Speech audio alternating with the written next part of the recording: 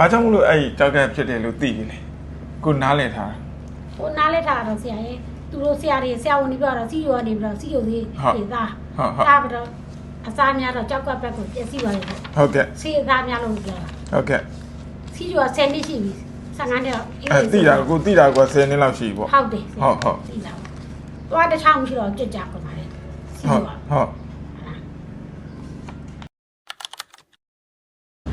စီကျူစီတွေအများနဲ့တောက်နေရတာမျိုးရှိခဲ့တာလားရှိခဲ့တယ်ဆရာအမြဲတောက်ပါအဲ့ဒါဆရာဝန်ညွှန်ကြားတာလားကိုသဘောနဲ့ကိုတောက်တာလားဆရာဝန်ညွှန်ကြားတာဟုတ်ညွှန်ကြားချက်အတိုင်းတောက်ခဲ့တာနော်ဟုတ်တယ်ဒီဘာလို့ကျွန်တော်ကတော့နော်ဘယ်ပညာရှင်ရဲ့ညွှန်ကြားချက်အတိုင်းဘာဖြစ်ဖြစ်ဟိုလိုက်နာဟိုဟုတ်တယ်ကိုသဘောနဲ့ကိုလုံးဝဘာစိတ်မှမတောက်နဲ့နော်ဟုတ်ကဲ့ဆရာအဲကြောက်အထူးသဖြင့်ကြောက်ကသမားတွေကကျွန်တော်အဲ့ဒါအထူးသတိပေးနေတာကိုသဘောနဲ့ကိုဟိုကကောင်းလုံးတောင်ကောင်းလို့ဟိုလူကပြောလို့ကောင်းတယ်ဆိုပြီးတောက်တာမျိုးမလုံးနဲ့နော်ဟုတ်တယ်အဲ့ဒါနဲ့ဆရာကနေပြီးတော့စီယိုသေးတွေနောက်ပိုင်းလုံးဝမတောက်ရတော့ဟုတ်မတောက်နေတော့ကြောက်ကကြက်တော့မှဆိုတော့မတောက်လေအောင်နိုင်နဲ့ပိုးဆိုးနေတယ်ဟုတ်အဲ့တော့ဟိုယောဂဖြစ်ပွားခြင်းအကြောင်းတရားကအကြောင်းရင်းကယောဂဖြစ်ပွားခြင်းအကြောင်းတရားဆိုတာဒီကြောက်ကပျက်စီးရခြင်းအကြောင်းတရားကစီးကျူအခြေခံတယ်လို့ပြောအောင်ပေါ့နော်အဲ့တော့သွေးတိုးကလည်းအဲ့တော့တောက်ချောက်တက်ခဲ့တာပထမဆုံးကသွေးတိုးရနေနောက်2နှစ်လောက်ကြာတော့စီယိုပဲရောက်သွားတာဟောသွေးတိုးကအရှင်ဖြစ်တာသွေးတိုးကအရင်ဖြစ်တာဘယ်လောက်ထိတိုးတော့အဲ့တော့ဆိုအဲ့တော့180 200ထိတိုးတယ်အဲ့တောက်ချောက်တိုးရနော်ဟုတ်တယ်အဲ့သွေးတိုးကဒီပြီးတော့တဖြည်းဖြည်းကြာစီယိုပဲလဲပါတာအဲ့ရနေမှာကြောက်ကထိခိုက်သွားဟုတ်တယ်ဆရာဒါပေမဲ့နော်ဒါကျွန်တော်တို့လီလာလောက်နော်ကျွန်တော်တို့နဲ့ဆက်ဆံရေးမှာဟိုပြောရင်တယောက်နဲ့တယောက်တော်တော်လေးတချို့ကိစ္စတွေဆိုရင်အလေးကျင့်လေးတွေသိနေကြပြီပေါ့နော်ဟုတ်ကဲ့တော်မြင်တဲ့စီးကျူရဲ့ကြောက်ကရဲ့စီးကျူရဲ့တူတူရဲ့ကြောင့်ဖြစ်တယ်ဆိုပြီးမှနော်နောက်ထပ်တစ်ခုရှိသေးတယ်နော်ဟုတ်ကဲ့အစားအသောက်လေဟုတ်အရင်တော့အကုန်အရန်ကြီးစားခဲ့အကုန်စားတာမပြေကျိုး6ချက်ပြည့်ချင်တဲ့ဝတ်သားနဲ့ချက်တွေ့တာပဲမဲလားမဲဦးလားအကုန်စားစရာဟိုဟာတွေ့တာဟိုဟာစားရေပြီးစား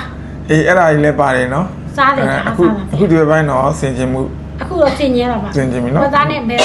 လုံးကိုမစားတော့တာဟုတ်အဲ့ဒါဟိုရက်ကဆရာကိုတိုင်း9ဝယ်ပြီးချင်းတိတ်သားလေးဟုတ်အညာလေးတေးချင်လို့လည်းအဲ့ဒါတဲ့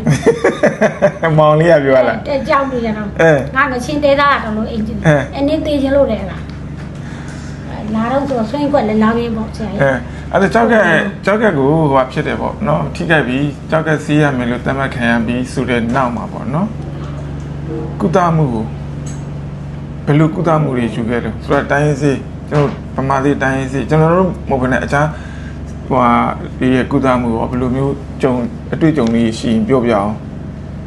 ကြောက်ကပျက်စီးပြီဆိုတော့ကျွန်တော်ဆရာဝန်ကတော့ကြောက်ကဆေးပေါ့ဟုတ်ကြောက်ကဆေးရမယ်တလားကို15သိန်းကုန်မယ်ပေါ့ဟုတ်အဲ့ခမန်းကြီးပေါ့အဲ့မဒါတော့ကျွန်တော်တို့ဟိုတွက်ပေးရတာပေါ့ပညာရှင်ကတော့တွက်ပေးမှာဟုတ်တိုင်မြင်ဆွေးနွေးပေါ့ဆိုတော့ဟုတ်ကိုအချိန်နဲ့ကိုတိုင်မြင်လိုက်တော့ကိုမဖြစ်နိုင်ဘူးဆိုတော့လေဟုတ်အဲ့ကြတော့မောင်နဲ့တိုင်မြင်တော့မောင်က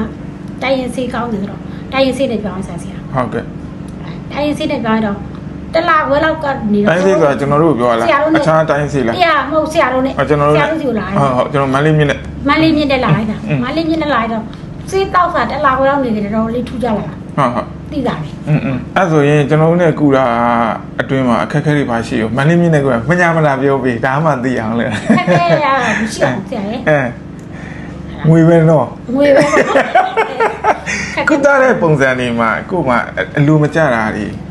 ဟိုပါပေါ့ side effect ပေါ့တဲ့ပြောရင်တော့နော် side effect ရှိနိုင်တယ်ဆိုလို့ယူဆရတဲ့ကုထုံးတွေရောကို့မှာရင်ဆိုင်ရတာကျွန်တော်မန္တလေးမြင့်မှာဟုတ်ကဲ့အဲ့ဒါမျိုးတွေရင်ဆိုင်ရတာမျိုးရှိသလားမရှိပါဘူးကိုသဘောမကျတဲ့ဟိုကိုကဟိုကောင်းတာတစ်ပိုင်းနော်ကိုစိတ်ခံစားမှုလူနိုင်ဟိုပေါ့အမြင့်သေးရဲ့စိတ်ခံစားမှုမှာဒီကုသကျွန်တော်တို့ဒီကြောက်ကဟိုစီကီဒီပေါ့နော်ကြောက်ကနာတာကြီးကြောက်ကသမားတွေကိုကုတဲ့ကုထုံးစနစ်ကကိုလက်တွေ့